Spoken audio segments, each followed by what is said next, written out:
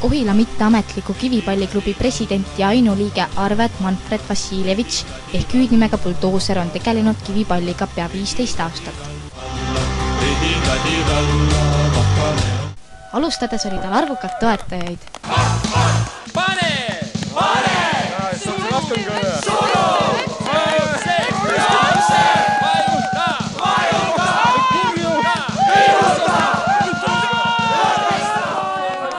Kuid aastate möödudes võttis sport oma.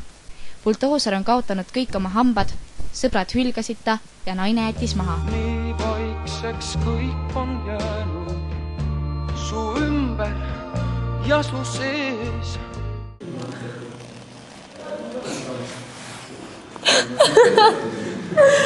Ta ei naerata enam nagu varem. Ta ei ole minu jaoks enam seksikas. Ta oli vanasti nii normaalne. Ma ei vaja teda enam. Tore küll. Aga Buldooser, ära muretse, kõik pole veel läbi. Nüüd on saada uus Eponeli liim. Sinu proteesid hoiab see igatahes paigas. Sest mõnikord ma komistan ja mõnikord ma kukun. Nüüd ma saan süüa igasugu asja. Hea!